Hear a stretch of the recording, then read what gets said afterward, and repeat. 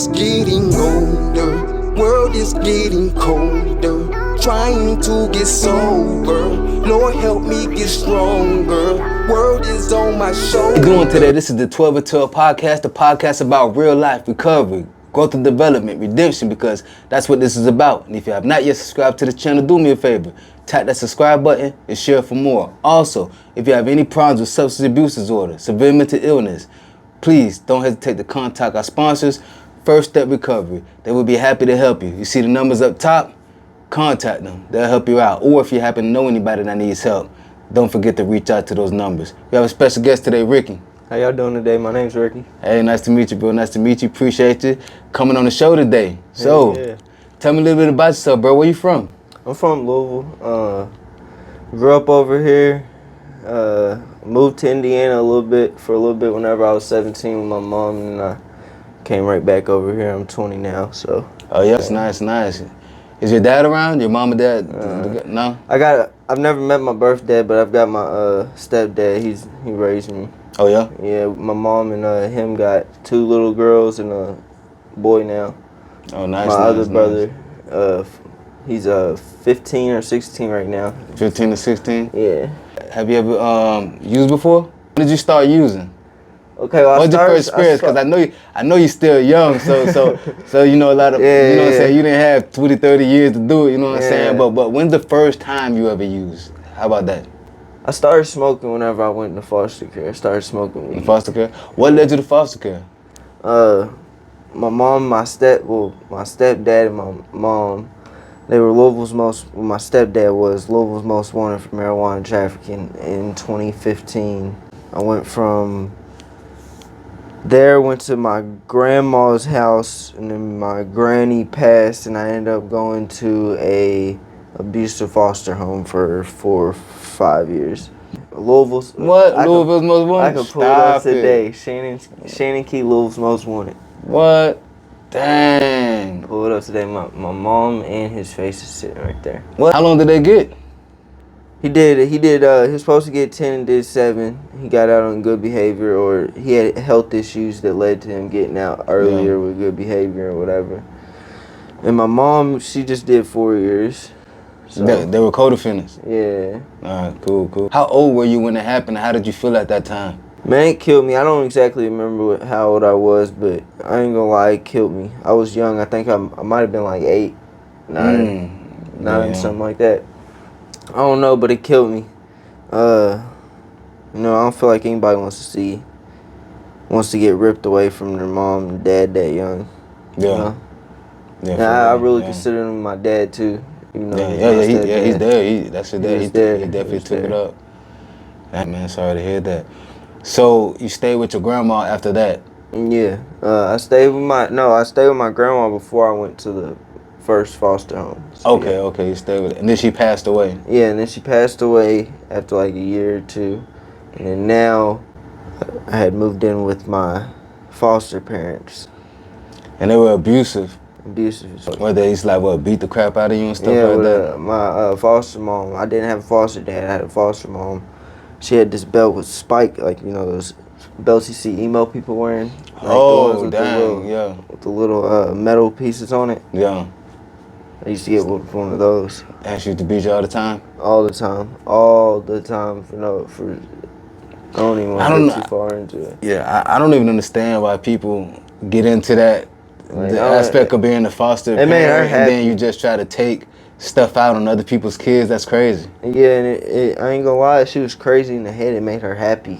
What? Hitting us like that made her happy. Disgusting. She still alive to this day? Yeah, she bailed out of jail, and she was supposed to be going to court and fled the country. She's in Mexico somewhere. Dang. So she fled because she got in trouble with what she was doing with child support, or she was getting ready to go to prison, and she bailed out before her court case was over, and fled the country with her friend that was also doing it.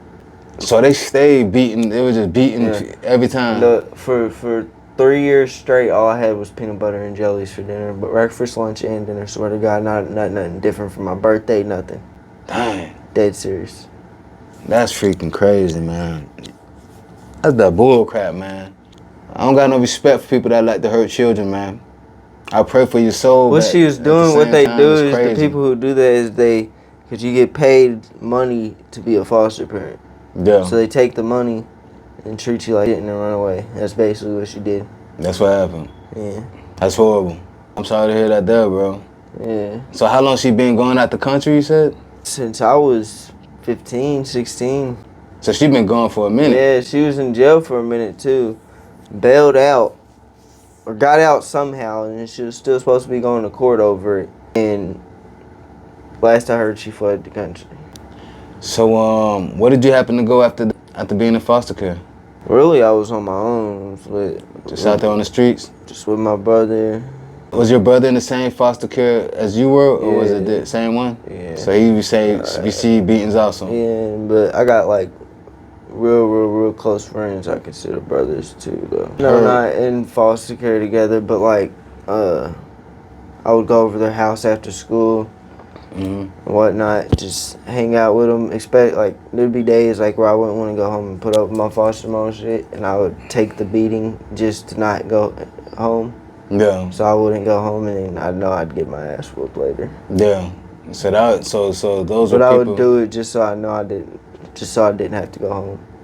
Just somewhere to go, I'd go to my friend's house or something. So your friend's house was like the escape from you to happen to be around her, someone to escape. Yeah. So what age were you when you started smoking? It's probably 2014. I couldn't tell you. Back in the day. I mean, I was born in 2005, so So you was about, probably what, 9 or 9 years 10. old, yeah? 9 or 10, yeah. And what was your friend who introduced it to you? No, I knew what weed was. I knew what weed was. Yeah. My dad was my stepdad. Or I call Okay. him my dad. He was Louisville's most wanted for marijuana trafficking. Okay, so you already knew what I was know. going on. My mom said whenever I was 3 years old, I busted up a pound of weed. It was all over the room. Oh yeah. And she woke up the next morning. Oh damn. So you just started smoking on your own? Yeah. Yeah. I just cause like I had seen people doing it, and I had this little pipe. It was a little bong pipe thing. I seen my mom and my older brother take the shit, stuff it in the pipe, light it up, and do it. So You just it was that easy. I Yeah. just mimicked what they did. Like I've seen them roll up and shit too at that point, but it was like I don't know how to do that shit. It looks easier just stuffing in a bowl. Yeah, fast. So that's what I did, and I got hooked on it after about a week. I ain't gonna lie. Oh, you got hooked on it? At first I was cool, and like I did it one night. I was like, okay, I don't like it. But then I was like, okay, I want some more. Yeah. I want some more, and I just kept doing it. So your Yeah, first so- time using it just, what did it make you feel like, relaxed? How did it make you feel exactly the first time? Was you paranoid I or was tripping? too relaxed. Too relaxed? Yeah, I was. You didn't really care too much about anything? At all. I can't. It's not explainable. And you were, in the first time you tried it, was you still with your mom and I dad? was That with was my before they granny. got locked up? I was with my granny. Oh, you was with your granny at the It was time, after they got locked up. That's what I think. That's what triggered me into actually start. I don't know exactly what triggered me into actually wanting to pick it up and actually start doing it, but like, cause I had turned it down several times, like, just from people being high and accidentally saying, "Here, you want this?" Yeah. Or like, used to somebody being in rotation, I'm just sitting there and they trying to pass it. I'm like, no, I don't smoke. But it's like, I don't know. It's not explainable feeling your first Yeah. time to me. And when you said you you said you were addicted to it? Addicted to it after a week. You addicted after a week? I knew I was addicted after a week. But I could tell you that. You think it was because, I mean, I know you used the first time and you can't really explain that, but after that, when you started using it on the regular and you were addicted to it, was it more of like an escape? Did it help you with yeah, hell did yeah. it- Hell yeah. With PTSD, all that.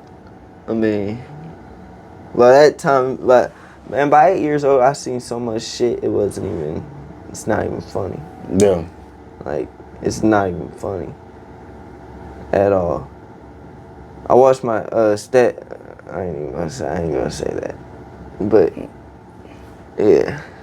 Just seen a lot of stuff. I seen a lot of stuff. One time, whenever I was 5 years old, because my mom worked at the clubs, my stepdad did what he did. My birth dad apparently came up to the clubs, and my mom ran home and told my stepdad while we were all at the house that he had spit in her face.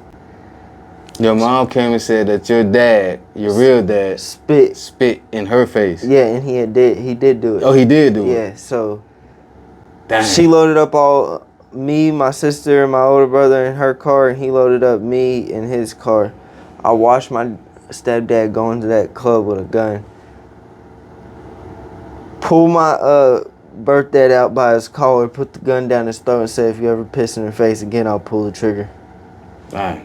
I watched that at 5 years old, and I remember it, every minute of it. Dang. Yeah, that was rough. Yeah. So that stuff. So you've been raised around a lot of violence that just ended up being happened, from being abused, from being beat, violent, foster home. Yeah. Things like that, and smoking basically helped you out. Is that ultimately your drug of choice? That's not the reason I'm here. I chose this program. I chose to come to this program because I have a 8-month-old, and 3 years ago, whenever I was 17, my brother got shot in a drive-by, and I started doing pills. So your real brother got shot? Yeah. He died? My older brother. Your older brother, he died? He died, got shot in a drive-by. How many siblings do you have? How many real siblings do you have? 6.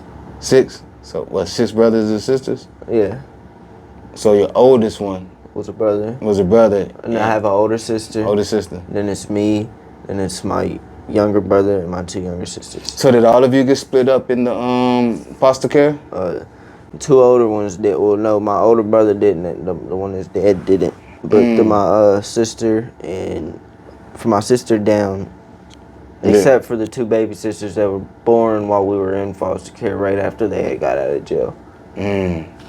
So your brother, just how long ago did he die? Sorry to hear that too. So I was 17 years old, and it was in 2022. Okay. So how did that make you feel? I didn't want to feel nothing. I started popping pills. What type of pills were you popping?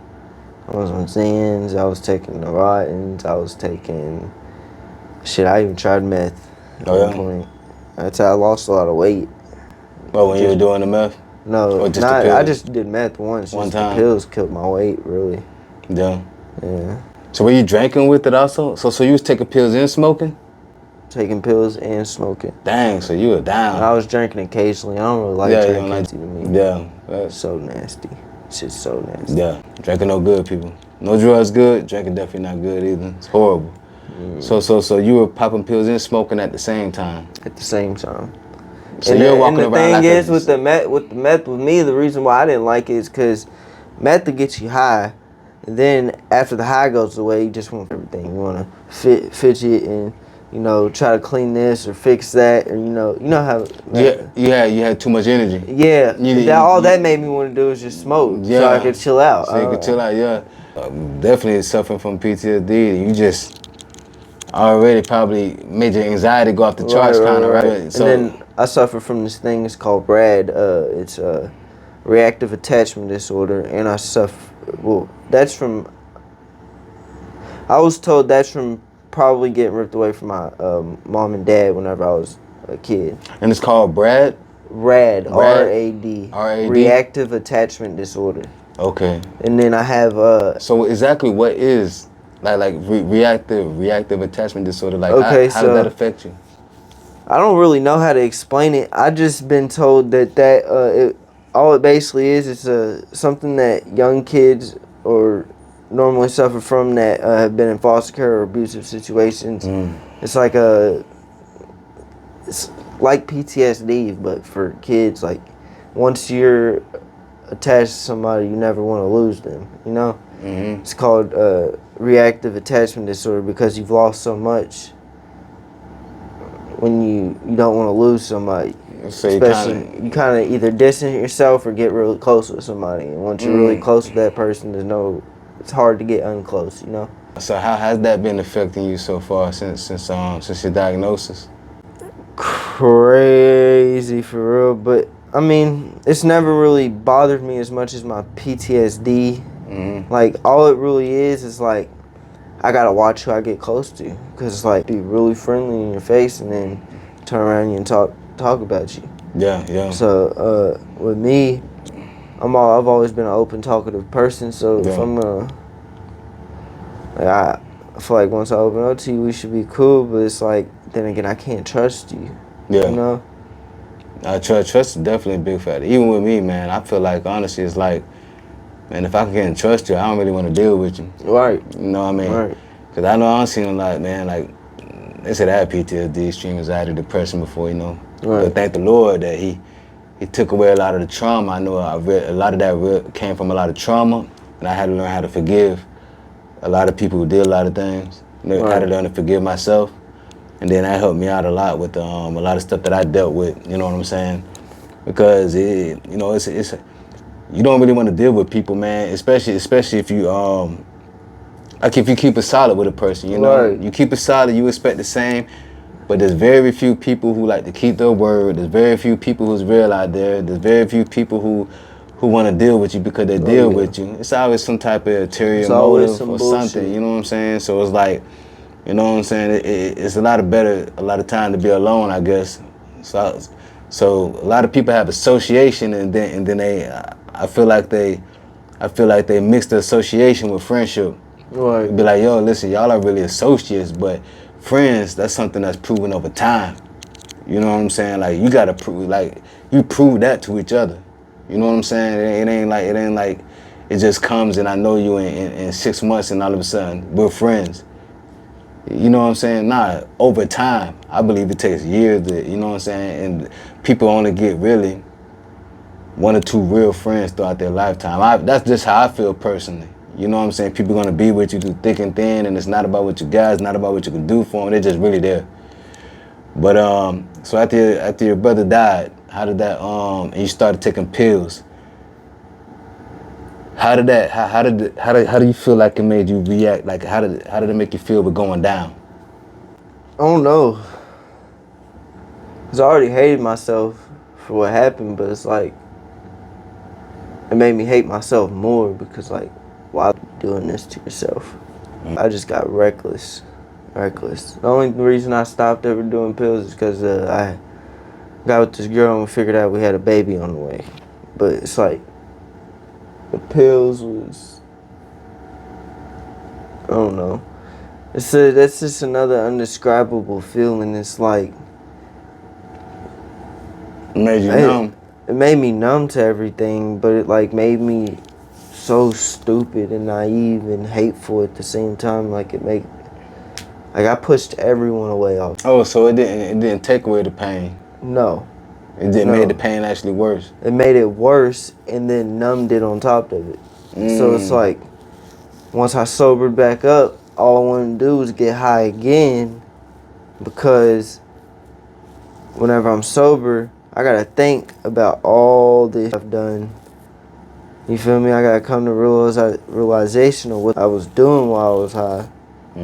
What happened. I don't know. It just made me over a lot of people. I ain't even allowed to be around my older sister because I took $800 out of her bank account. Oh dang, for real? Yeah, for drugs. So it definitely brought out the rest out of you. Yeah. Felt like it tore your family apart? Yeah. Are you straight with all of your siblings except that one, or is there certain other siblings you're not straight with? Others. Yeah. So when is the time that you decide? I know you said when you realized you had a baby, you joined what program? First Step? So I didn't join First Step till my son was 8 months old. Okay, so better wording. When did you feel like it was time for a change, and what are the steps that you took when you started making that change? Well, when my son was, when we found out that he was coming, I took my last little couple pills I had in my pocket, and I said that was the last time I use again, and I never did use again. Never picked up another pill again. Nice. I Congratulations. smoked weed, but I never picked up a pill again. I did good for 8 months. My granny got put in the hospital, had a stroke, seizure, a whole bunch. That night I thought my last granny I had was gonna die. I took a pill And when was this? 2 months ago. Mm. Took a pill. Started taking a lot of pills. My grandma ended up not dying, but started taking a lot of pills. And then that's whenever me and Autumn sat down and had a talk, which is my baby mama. I was like, look, I need to go. There's been times since then that I almost dropped my son, just almost nodding off of a pill. I was like, okay, I need to go get help. So I first I went to Recovery Now over there on 15th. Mm-hmm. Because that's where I was referred to from Goodwill on Broadway. They told me go to Recovery Now. I went there. My grandma ended up passing away while I was there. Smoked a blunt while I was there. Because that night that she died, I went out and smoked and I popped the pill. And then the next day I got put in here. Since then I have not touched a pill, touched a blunt, and I ain't gonna lie, I have not had the desire for it. But recently, I broke up with my girlfriend, with my baby mama, cause it was too toxic for me. I wasn't gonna be able to stay sober in that relationship. She's not sober right now, so I don't see how I would have been able to be sober if she doesn't want to be sober. And also she won't go get a job. Like, go get a job, we have a kid. I've had a job she hasn't had a job since Cameron was born. And so she got mad at me because I broke up with her, and now I can't see my son. Why can't you see your son? She won't let me. She's making me go to court. She says she's gonna put me on child support because I broke up with her. She hasn't even taken it to court yet. She's doing it out of spite, and you know what? I'm gonna give her your space. Yeah. That's what I'm gonna do, because I ain't gonna catch no charge. Nah, it's definitely not worth catching a charge. It just handle. If you did happen to go to court, then you just handle responsibilities and however it goes. But if she's not working, her mom takes care of it. Okay, yeah. Okay. Because I was about to say, she's not working. And I dropped off 4 days ago while she was gone at her friend's house. I dropped off to her mom. I dropped off 2 boxes of diaper, 2 boxes of wipes, and just a couple of outfits I picked up for them at City Trends. But that was like 4 days ago. I didn't get to see them because she was gone at her friend's, and I ain't seen them in probably a week now, week and a half almost.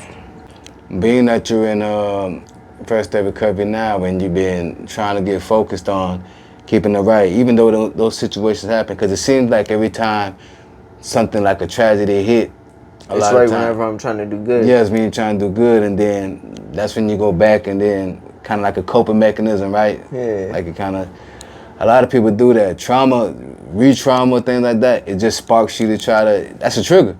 That's a trigger, bro. When bull crap happen in your life, you want to go back. When bull crap happen, man, dang, this going on. I feel like me, I was like, damn, man, bull crap going on. I feel like having a drink. I feel like, you know what I'm saying, smoke. I feel like doing, you know what I'm saying? So it's like, but then it's a good thing that you see now, like, okay, is it really worth it? The path you're gonna go down, you know, especially with you having a son out there, man. I believe that God has a plan for you. Just keep in mind what the courts are gonna think. I ain't gonna have no drugs in my system. Yeah. She's gonna have drugs in her system. Yeah. I'm in a recovery program trying to fix my life. I'm gonna have a job. She don't have a job, and her mom takes care of the baby. Yeah. Like, literally, even when she's there, her mom takes care of that baby. Yeah. It was really just me and her mom doing it before I came here, because she couldn't get off the pills at all. And she's still stuck on them. Yeah. Pray that she does get right, because y'all got a child, and the child needs both of y'all, and you already know the situation that you went through. You know, I mean, the worst thing that happened is, like you said, is a child's parents getting snatched away. Right. You know, so That shit is. so you don't want to get caught. You know what I'm saying? It seems like you're doing the right thing, especially not trying to have it like a generational curse going down. You know, so many people that just go down generation, and it's just stuck 3-4 generations of people selling drugs, locked up in prison. Right. You know, slave mentality type thing, slave to the system, slave to your habit. You know, these type of things like that, man. It's just, I would say first off, and I always say it on the channel, man, pray to the Lord, put it in God's hands, ask him to give you strength, you know, to make it through and give you direction, you know, and remain disciplined. There's a Bible verse that says, put your body under subjection. So we gotta be disciplined on what we do out there. You know what I'm saying? It's a good thing that you're doing, you know what I'm saying? You know, you had a hard life and you're continuing to put your son first, knowing that you need to make that change, bro. So, what are some of your plans for the future? I'm 20 years old. I ain't had a car. I ain't gonna lie. That's what I'm manifesting right now. I don't. My next step is a car. Yeah. Like, I'm not really worried about much. I know eventually I'll get to see my son. My son won't even get to remember what happens right now. Yeah, I was just keeping that. I'm keeping that in the back of my mind. And it was like, I'll see my son eventually. Even though it kills me, like at night, I'll be sitting there thinking about it, depressed. Man, I miss my baby. I miss my baby this. I miss my. I'll see him again. Yeah. He won't even remember this. Yeah, exactly.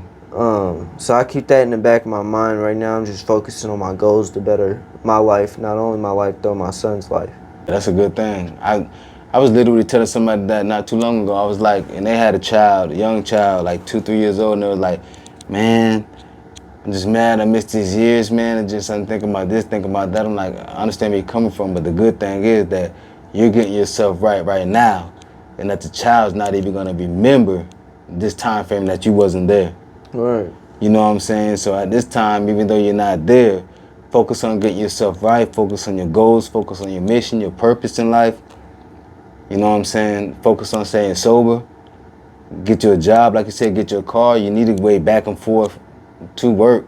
Right. You know, get your car, work your way up, get your spot, and then whatever happens, you know, you do what you got to do to get to be in your child's life, you know? And that goes to anybody else who's out there who might be going through similar situations that he went through, you know? Male or female, whatever. If you're going through similar situations, just know it's not the end. You know, it comes a point in time, and it's a good thing that you're doing it now. Like you said, you were 9 off one time and I'm gonna drop your baby. Yeah. You know, it's like when you look at that, it's like, you know what, man, last thing you'll want to do is hurt your child like you were hurt. Right. You know what I'm saying? So that just goes along, man. A lot of us, man, out here, man, we make a lot of bad decisions.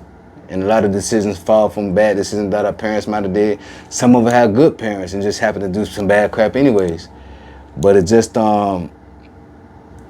continue to remain focused, bro, and you on the path. Is there anything else you want to tell the people? Nothing, just man, no matter what's going on, you always got this. You're always stronger than you think you are mentally. I have to keep that in the back of my mind. I always tell myself that. I'm like, just because you feel weak mentally right now, you're stronger than that. It's gonna take time. So all it takes is time. You'll be alright. That's a good thing. That's a good thing. What's something that First Step might have helped you with since you've been here, though? Has it helped you with anything? Exactly that. Yeah. Keeping in the back of my mind that I'm stronger mentally than I am physically, or not physically, but both really. I'm stronger than I am. I'm stronger mentally than I am physically. Just in the fact that I've been through worse. This is gonna just make me a better person. It's not the end of the world, right? Right.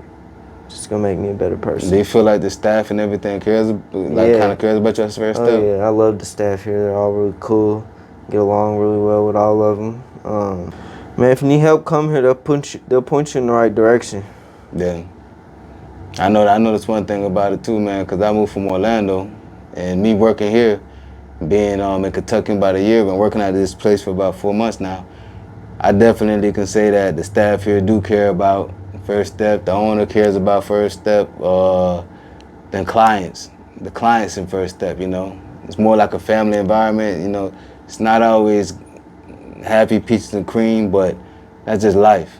You know what I'm saying? At the end of the day, They're not just trying to get money out of you and kick you to the road. They want you to see you do better. They want you to do better, care for your family, you know what I'm saying, be there for your kids, and just become a better part of society, man, because that's what it's about. Because, man, you just never know, man. You know what I'm saying, with these pills and things like that, man, just never know when it might be your last time using. Right. You know what I'm saying? Because it's That dangerous shit out could take here. you out anytime. Any point in time, it could take Any you point in out. time, it could take you out, bro. So that's just, and that goes for you out there too. Any point in time could be your last time using. So you don't want to risk it. You don't want to pay Russian roulette. I believe God has a plan and a purpose for our lives out here. Like, he got a reason for you being here today. He has a reason for you getting your life right. That's even bigger than your son. Right. You know what I'm saying? You just coming on here telling your testimony. And everybody who comes on here telling their testimony, that takes courage. It takes courage to come on here and tell people, tell the world what you've been through. You know what I'm saying? Because everybody doesn't want to. But I think that's a big part of the healing process, to realize, you know, my story could help somebody else out. So, man, thanks again, Rick, for coming. And thank you all for tuning in for the 12 at 12 podcast. And if you want to be on the show, you already know you can contact us. Let us know. We'll be happy to hear your story. Continue shining bright. Love y'all. Have a blessed day.